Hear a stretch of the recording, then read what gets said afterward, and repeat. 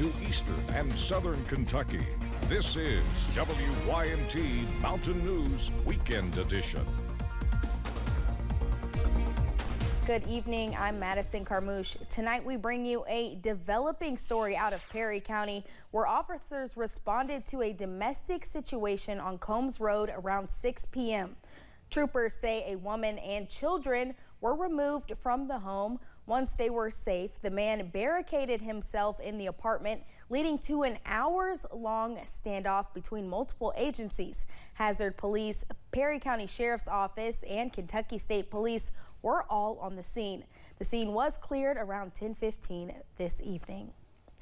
The Mississippi River in St. Paul, Minnesota is expected to crest at over 20 feet tonight. It would be the 7th worst flooding on the Mississippi on record. Minnesota has experienced flooding for days, prompting President Biden last night to declare a major disaster for people in the town of Waterville. The damage and cost are quickly adding up. CBS's Tom Hansen reports. Despite its name, the town of Waterville, Minnesota has never seen anything like this. Did you ever think that this would happen? No, not for a second. Situated between two lakes with a river in between, the community received as much as 18 inches of total rain over the last week, submerging much of the town where nearly 2,000 people live. Our electrical panel is in the basement, so that was our biggest fear, is our electrical panel going underwater and shorting out everything. Nicole Rosas and Chad Doring lost a dog and tens of thousands of dollars worth of property in the floods.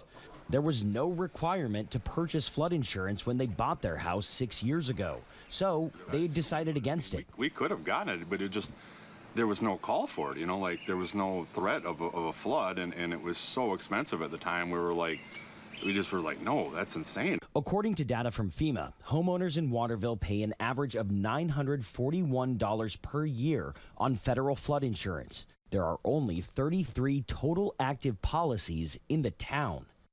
Aaron Cocking is the president of the Insurance Federation of Minnesota. The enrollees in the National Flood Insurance Program in Minnesota over the last several years are down, and actually down considerably, which I think is the result of people looking at this and thinking, this is not going to affect me. Our furnace is down there, our electrical panels down there, our children's memories are down there. Yeah. Everything. Yeah, that's another, it's like, even if we had insurance, flood insurance, it's like none of it, you can't replace the memories. Kids. A changing climate and changing costs, changing how many people live. Tom Hansen, CBS News, Waterville, Minnesota. Healthcare professionals are working to encourage folks to get screened for lung cancer. ARH hosted a screening for folks who might be at risk. Being at risk includes being more than 50 years old and the amount of time you've smoked cigarettes. Adrienne Pratt with Hazard ARH says getting screened is simple. These are just basic lung screenings. They're super simple. They are basically kind of like what you would do with like mammograms, yearly routine blood work. It's kind of part of a yearly routine maintenance type thing that they have started doing within the last probably 5 to 8 years. Pratt says they hope to help more people catch lung cancer as early as possible for a better chance at seeking treatment.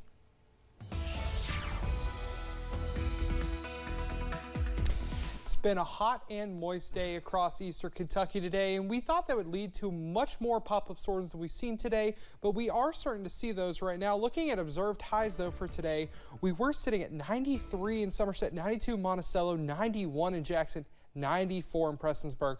It's been a hot day, still sitting at 79 degrees right now, looking from our downtown hazard cam. And then going into our current temps right now, still sitting at 84 out in Monticello, 79 in Harlan, 83 in Pikeville, but we were talking about there are some showers happening now. As we go farther north into our viewing area near Menifee and Morgan counties right now, we do have some lightning and some heavy rain going on. That did leave a flash flood warning up in northwestern Bath County earlier.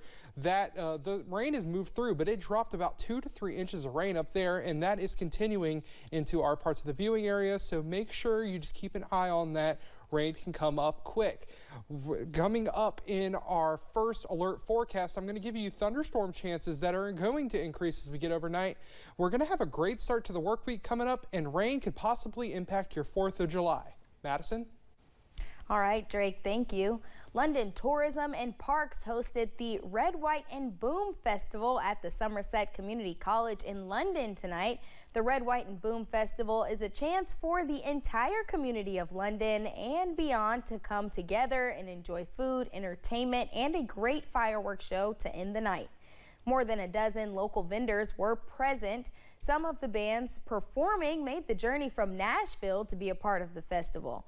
With a large event, the goal was to help and bring enjoyment to as many people as possible.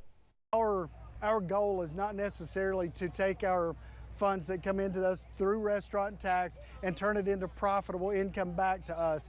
Our return on investment are these kids that will line up here tonight and smile and have a good time, their parents enjoying themselves, relieving them from the pressures of what they go through the day.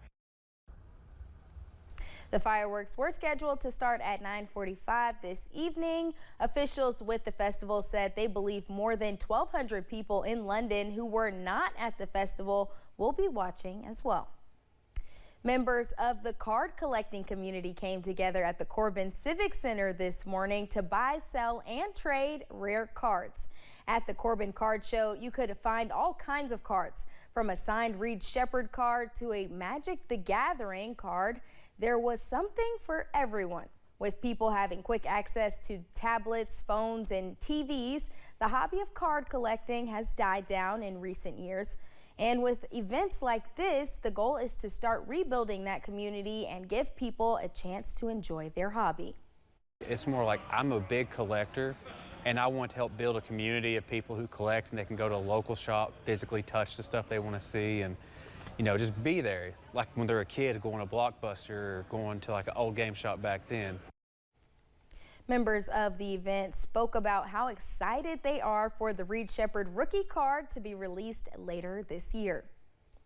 In May, a group of friends in Winchester and the Lexington area organized the first ever Holler Revival Festival at Haywood Farms. The goal, to raise enough money to support 7 families in Harlan County dealing with food insecurity. Today, that goal came true. WYMT's Amelia Lee was in Harlan County and talked to the organizers. The plan was to support 7 families, but after the success of the Holler Revival Festival and raising around $10,000, 11 families were able to be supported on Saturday. It's trying times, so we wanted to give as much as we could to help to offset the high price of groceries that's going on in Kentucky. Luna Helton, one of the organizers, says families were chosen based on their needs. For the summer months, especially kids being home, not in school and stuff. So yeah, you're having to feed a lot more different times, a lot more families throughout the summer. So we wanted to help as much as we possibly can. Each family was given around 50 pounds of beef. If they needed it, a freezer was also provided. Sarah Hardy, one of the organizers, says she was happy to make a positive impact. I was speechless the first family we saw. The tears of joy and the relief that they had and that we saw, it was an incredible feeling, and I'll be doing it from here on out. Some of the organizers grew up in Harlan. It was an easy decision to decide that we wanted to help Harlan County. It was an easy decision to decide that we wanted to feed and help people in need. Both Helton and Hardy agree that the reactions from the families were priceless.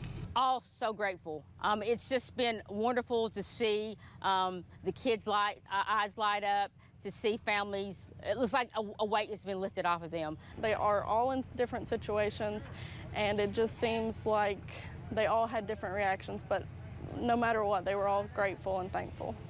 The youngest volunteer, Connor Heckman, says he is grateful he could help out families, especially other people his age. Putting a smile on their face and seeing the kids jumping around, just giving them stickers, it makes me feel a lot better. Kentucky supporting Kentucky. In Harlan County, Amelia Lee, WYMT Mountain News. Organizers say they plan to have another Holler Revival Festival in May of next year. Their goal is to help a different county in eastern Kentucky every year. They say they will have more details coming soon. Coming up at 11, if you're a fan of Elton John's sense of style, then you may want to stick around to hear about a closet sale. We are tracking the possibility of severe storms overnight into tomorrow afternoon. I'll have the details in your first alert forecast coming up in a few minutes.